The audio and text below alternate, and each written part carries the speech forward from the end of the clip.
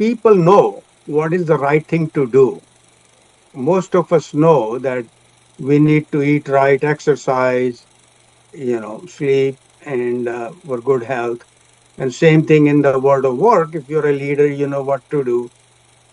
So what I found is there is a big gap between knowing and doing. So we reached out to Mr. Madan Birla yet again for yet another dialogue.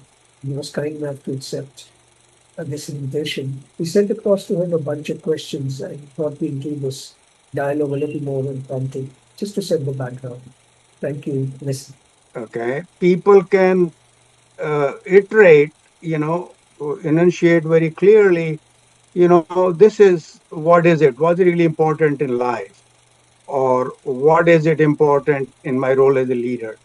So I find there is a big gap between knowing and doing, which is like applying to that knowledge. So that has been my focus, and I always start out with looking at my own life journey and my experiences, and what have I learned, and if I'm applying those. So I said, in this stage, what have I learned for a successful or a fulfilling retirement? So I found that we need four things, and I have this conversation with quite a few of my friends who are professors or managers. They are in 60s and 70s, and the question they say, Madan, what am I going to do? I mean, if I retire, what do I do? So I share with them these four things. That number one, of course, you got to have your health. If you don't have health, it doesn't matter how much money you have or what else you have in terms of material things. And second, certainly financial resources to lead the kind of lifestyle you want to lead. And then the third thing is you must have a social support system which you enjoy hanging out with. So because one of the four things the world of work gives us, which we have to fill when we leave the world of work. Number one is the work gives a structure to your life. I get up, I go to 8 to 5, 8 to 6, whatever my hours are. And second thing it does is, yes, we all need, money to pay our mortgage and car notes and stuff, but it gives you an opportunity to make a difference, intellectual stimulation, that I'm solving problem. And the third thing it gives you is that, socialize. We are social animals and we need people. And then the last thing, psychological need, and I'll share with you, so to me, the deepest human need doesn't matter what stage the person is in, whether it is a spouse or your employee or you or your friend, the deepest human need is I matter. So, so if I'm in a relationship, I want to feel I matter to you. Uh, so that need, and the world of work says, yes, you are making a difference, and you matter in there. So the fourth thing which you need in a fulfilling retirement, again, this is my experience and what I try to practice, is you must have multiple sources of joy. The reason the executives have problem at 65, because the work was their entire identity. It gives all those four things, but it is who I am. I mattered. I had 5,000 people reporting to me yesterday, and today who I am. And yes, I mean, it took me 6 months to, when I left FedEx, to really feel comfortable, because I would drive by the FedEx headquarters and I said, yesterday I was in a meeting with the chairman and I was solving problems. And then the second thing which bothered me was that now I have to go to Kinko's, make my own copies. Because for 22 years I had somebody outside my door, and they will do all the administrative thing. So simple things to bigger things. So you must have multiple sources of joy. Uh, so in one of the classes in my counseling program at Memphis, I took a course in marriage and family counseling, and a guest speaker came and he was talking about marriage. He said, "I'm going to just talk about love." So, whole 2 hours, this counselor talked about love. So he said, certainly, when we say love, yeah, romantic feeling and other things, and, it could be. But he said, I love you. When we say that, love is a verb, it is, I love you. So verb means what you do, your behavior, not just saying I love you. So that is sort of bridging the gap between knowing, of course, I love you, honey, like Americans say, 5 times a day. And in India, we don't grow up saying I love you, but, we show with our actions and there. And so he said the definition of, many of definition of love is that your happiness is as important to me as mine. But the complete definition is if you really love someone, your happiness is more important to me than mine. But the human nature is such that, we are just focused on ourselves and we kind of assume, what the other person needs. Uh, so, what I learned from that, and I've been practicing for 40 years, is first you need to ask the person, okay, what makes you happy? Not just what makes you happy, but so it is important. So that is the main thing when I work with executives is, uh, so so if you want to enjoy retirement, we don't say at 65 that today I'm retired, I'm going to enjoy life. No, all these four things which I talked about, you have to work on them while you're still working. You don't become healthy at 65 if you did not take care of your health while you were 40 or 50 or 30 or 60. Same thing, you don't develop relationships tomorrow. Yes, you can meet people, have a beer with, but close relationship is shared experiences. So love is that what makes you happy, and we share these experiences together. And that is the time. You just can't say, I mean, I Medan, I mean, we live in a big house, we got this car and everything. I don't understand why Kathy is unhappy, you know, because you haven't really asked her. Certainly, material things are, society says are important and comfortable and there, but there are other human needs, and that human needs is I matter. How do I feel I matter to you? You are there to share in my joy, in my sorrows or in my difficulty. So whether it is an employee or whether it is the boss, I matter, you know. And in the work environment, and that is the book I wrote, because, and I'm kind of mixing your second question. So, so third thing fourth, whatever thing I enjoy is public speaking in college campuses. And being an author allows you to do that. So Matt, my publisher said, but then, you love to write. So why don't you write another book? But don't write a generic leadership. There are millions of books. So I hung up and I said, people like me who are engineering background, highly technical, we, that leadership, which I learned when I was at FedEx, and the degree which helped me most in my career is the counseling degree, because bachelor's in mechanical engineering at Pilani, then a master's in industrial engineering at IIT, then was doing MBA in finance at Butler. But the counseling degree gave you the people dimension, that why do people behave the way they do? The feelings play a more important role than what you know. So when I said bridging the gap between knowing and doing, not just what you know, but how you feel. So we know we need to eat right, exercise, but I'm feeling lazy. Well, I'll do it tomorrow. I mean, but it gets into more deeper level. So I said, nobody goes to work and says, today I'm going to be a bad leader. Everybody wants to do their best job. Uh, they do based on what, their strength is. So as engineers, For 16 years in undergrad and 2 years in grad school, we work on highly analytical skill. Our left brain is developed. So anytime if Hemant would come to my office and say, Madan, we got this issue in Atlanta, we immediately talk about how, one, two, three, analyze the problem, what is causing it, and this is how we solve it.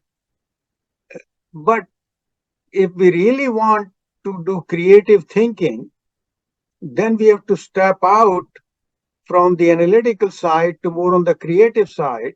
And the creative side, my book before this was uh, just exploring what if, before we lock into one, two, three, what if you look at it this way, which is connecting dots the way they have not been connected before, means your knowledge, which you need, but imagination, which is the right brain activity, the imagination side, the feeling side, the conceptual side. So engineering gets your foot in the door, but once you become a manager or a managing director, then you can work 24 hours a day and drive yourself, but you can do everything. So I had 100 engineers working for me, and we designed all the hubs around the world. So I realized that you know Fred is paying me these big bucks in stock options not because I am a good engineer, but am I getting the best out of them, the people who are working for me? And why would they give you that extra? So I'll just give you a little insight. So Fred Smith just passed away 2 weeks ago, the chairman of FedEx. And you saw on LinkedIn, I posted little. So if you had asked him 40 years ago, 50 years ago, or 10 years ago, Mr. Smith, what made FedEx successful? It was a struggling startup, and he would just use two words. What made FedEx successful is discretionary effort. Discretionary effort that people always have a choice to give extra. What that means is commitment. you know so in FedEx, I designed the system. Pick up a package in Osaka, Japan, clear in Alaska, come to Memphis, truck goes to Nashville. How do we deliver? But on a given day there will be snow, there will be delay, there will be air traffic delay. So it is the commitment of the employees who are delivering packages which make we deliver by 10:30, because 10:30 when the package is free. That's the FedEx commitment. So, first 3 months on the job, part of my orientation, I'm delivering packages in Dallas. So I go to station 7:30. We get the packages, put it in the van, and Susan is the courier, and I'm got the FedEx uniform, and I'm you know driving with her and delivering packages. And at that time, the commitment was noon, and we finished by 11. The route she had. And immediately she got on the radio and said, "Does anybody need any help in the Dallas area?" And Mike radios back and saying, "Susan, yeah, I got some heavier route. I can." So where are you? "We'll meet you at the Walgreens parking lot, a drugstore, every corner they have in America." So we meet him and take 10 packages of his van, and we deliver. At noon, we finished the commitment and we are having lunch. And I said, "Susan, I got a question. You did what you were supposed to do. Why did you get on the radio and call the other guy?" And she looked at me, says, "Madan, why would you ask such a stupid question? Because our goal in Dallas market is to deliver every package on time every day. So some days I have a heavier route, some days Kathy does, Bill or Susan." So I said, there is something different about this culture. And I noticed the same thing.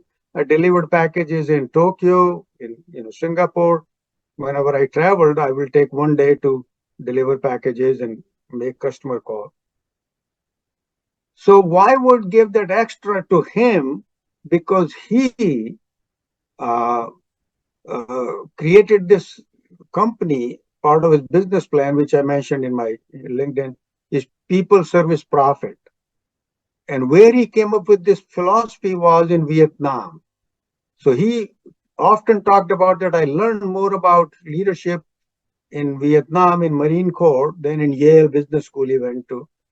So he said one evening he was a captain in Marine Corps, he was a pilot, and he came after briefing his seniors and his, Marines in his unit, they were digging foxhole, in the war you dig foxhole, and they dig one for him. He said they didn't have to do that. Why did they do that? Because if they feel that I care about them, so they will give you that extra. So he said, when I start a company, that will be the number thing that people have to feel that leadership cares about them. They provide the service and profit would follow. And I saw that in practice. So that's the key part of his thing. So how the book came about, so I looked at my own experience and I said, so another thing, part of PSP is that every year, all of your employees, they take an anonymous survey, about 24 questions, which is about your leadership, day-to-day leadership. Does he tell us what is going on? Does he tell me if I'm doing a good job? Does he tell us what is happening in the company? All these questions. And then you get a score. And I came from RCA, which was an established company, and I was a management there. So so the results came, and a week later, I get a call from my boss's boss. And I go to his office, Mike Bash, and he closes the door. I said, something is not right. So he said, Madan, why we brought you from RCA? I said, yes, sir. FedEx is growing, and you need someone to set up the internal logistics. That was my first job, to set up the internal logistics. There were 36,000 at times required to run FedEx, the spare parts, planes, and all. So internal systems and organization. And because that's what I was doing at RCA. We said, yeah, and I know you will do a good job. But I looked at your leadership index, but your people are not with you. And you can do, by yourself. You can take the materials planning organization. So they need to be with you. And I know you can do that. And if you need my help, you let me know. He opens the door and I walk out. And I'm driving home and I said, I mean, technical indices are all trending right, inventory turnover rate and the service level when a mechanic comes to the window and asks for a part. But if they are not with me and my boss's boss is calling me, I need to pay attention.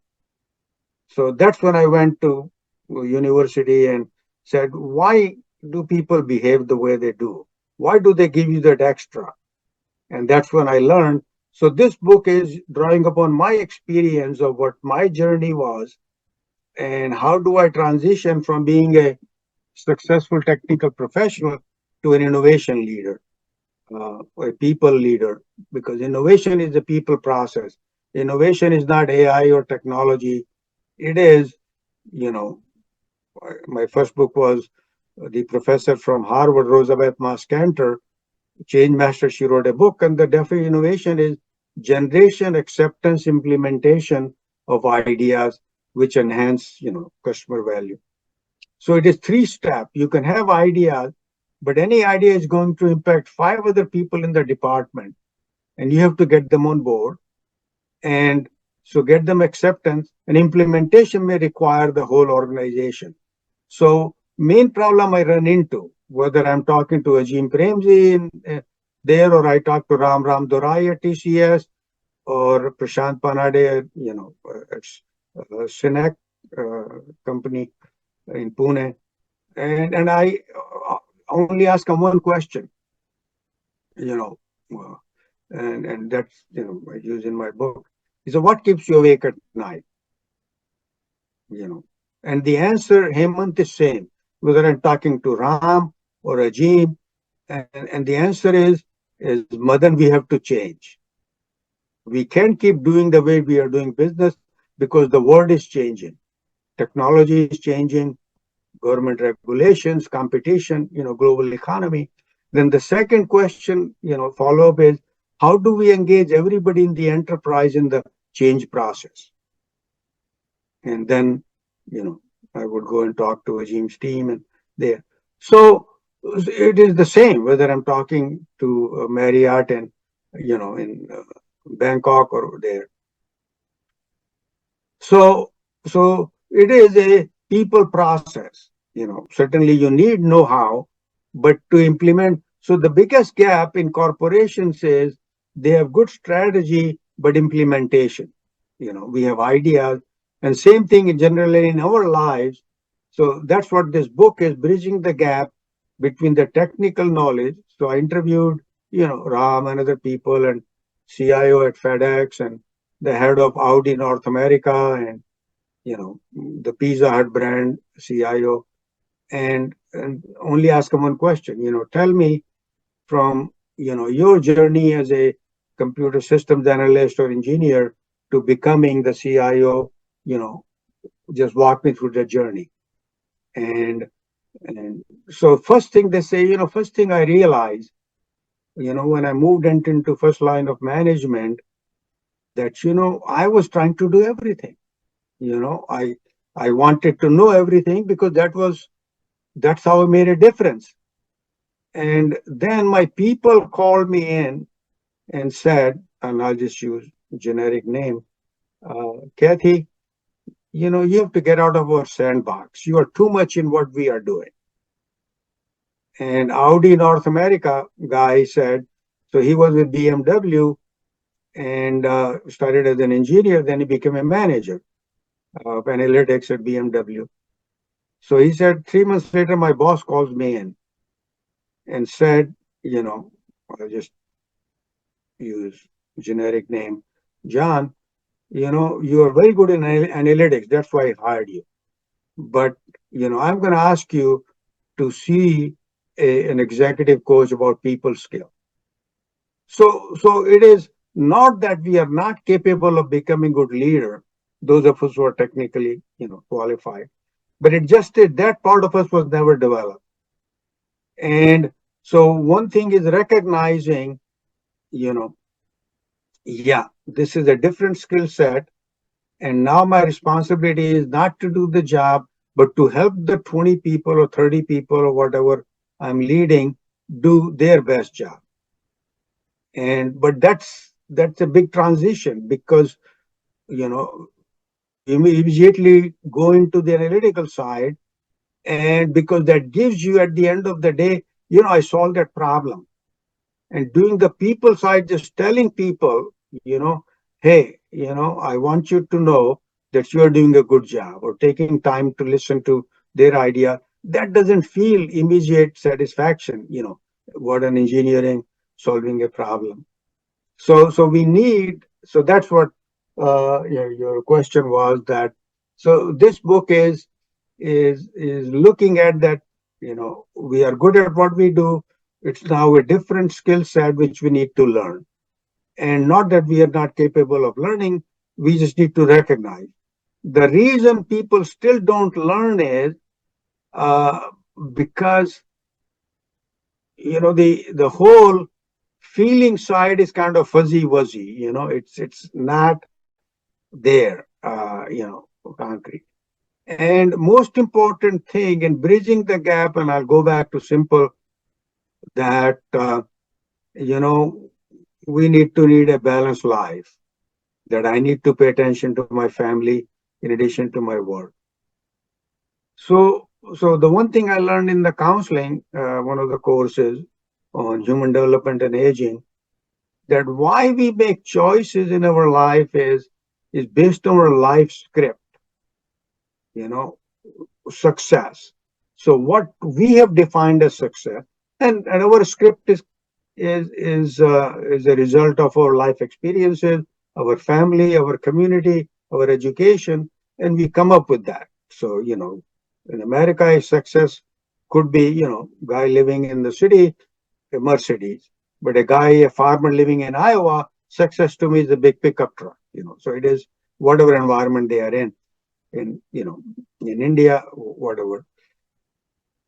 So the script is that I got here, I'm successful because of what I did, so I'll keep doing it. you know and but if you change that script to say that now my success is helping my team become the best and let them get the credit and there. And so now once I change that script, now I want to focus on them versus, my needs. And, you know, I mean, we still have to know our, basic technology in there. So the most important thing in I want to lead a balanced life and then say, yeah, I'm busy, I'm doing it for them. The biggest thing is not how, but why. Why I do need to lead a balanced life. And I decided 40 years ago, and which I, write in my books, that I kept in my office this thing, this, okay? And these pictures of are my, this is my daughter on the top, and they're like 5, 6 years old. And, my son, they're doing Rakhi. And I never changed it as they're growing up. And the lesson was that, they are growing so fast. Before I know, they'll be going to college. And so I better take time out to enjoy them while they are still young. And this would remind me every day. And the second thing which I learned from college, I matter. So biggest thing I can give to my children is the feeling I matter, because that is the confidence which, going to carry them when they leave my house. They are going to make life choices. But if they feel secure within, how do they feel secure when they were growing up that I matter? My and how I mattered if you are around. If I am at Naveen's soccer practice or Manisha's piano recital. So I made it a point. So every Monday when I met with my secretary, Carol, we would look at my calendar.